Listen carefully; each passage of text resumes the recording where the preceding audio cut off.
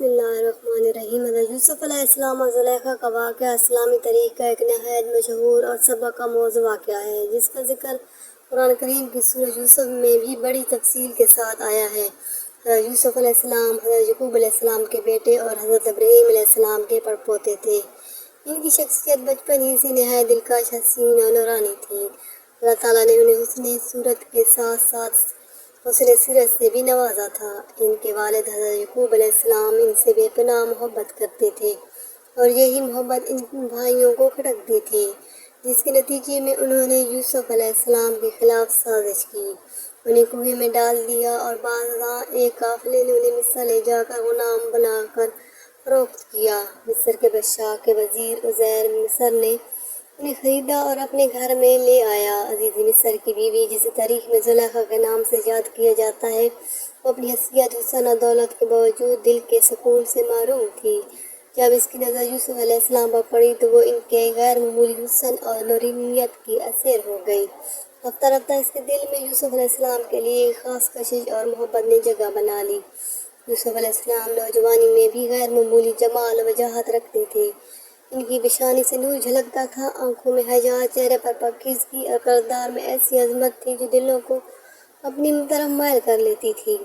لیکن یہ محبت ایک یک طرفہ تھی، کیونکہ یوسف علیہ السلام اللہ کے برگزیدہ نبی تھے۔ ان کے دل میں اللہ کی یاد، حیا اور تقویٰ کے سوا کسی اور چیز کی گنجائش نہیں تھی۔ وہ زلیخا کی چاہت کو دنیاوی فتنہ اور آزمائش سمجھتے تھے۔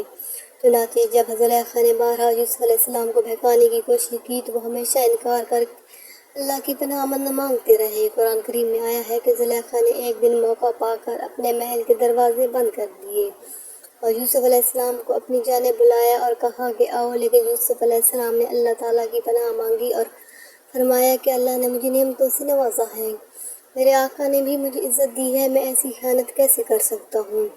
یوسف علیہ السلام وہاں سے نکلے تو زلیخا نے ان کا دامن پکڑ لیا، جس سے ان کا قمیض پیچھے سے پھٹ گیا۔ اتنے میں عزیز مصر دروازے پر آ گیا۔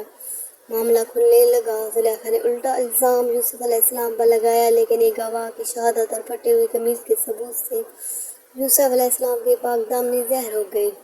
اس کے باوجود یہ خبر پورے شہر میں پھیل گئی۔ عورتیں زلیخا پر بات بنانے لگیں۔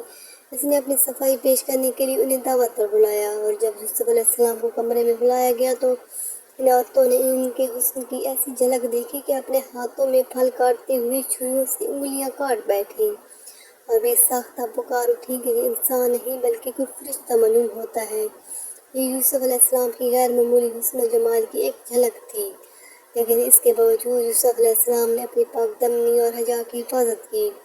جب وہ زلیخا کی چاہت بڑھتی گئی اور وہ یوسف علیہ السلام کے انکار سے سخت پریشان ہوئی تو اس نے یوسف علیہ السلام کو قید خانے بھجوا دیا تاکہ وہ اپنی عزت کا بوجھ چھپا سکے۔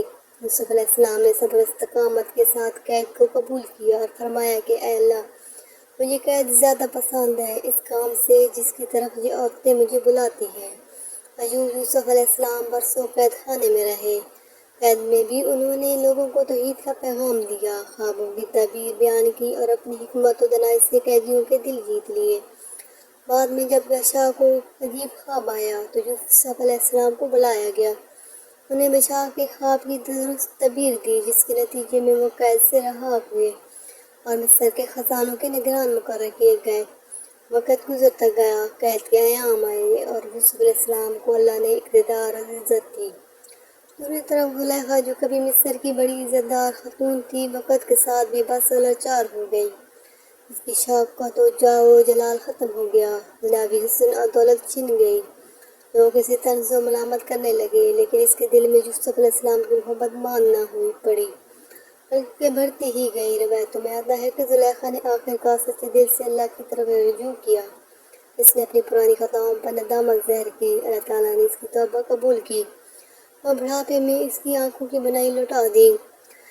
جوانی کا کچھ حسن واپس آ گیا، اور پھر اللہ کے حکم سے حضرت یوسف علیہ السلام نے اسے نکاح کیا۔ اس طرح وہ محبت جو کبھی نفسانی خواہش اور آزمائش کی شکل میں تھی، اللہ تعالیٰ نے اسے ایک پاکیزہ اور حلال رشتے میں بدل دیا۔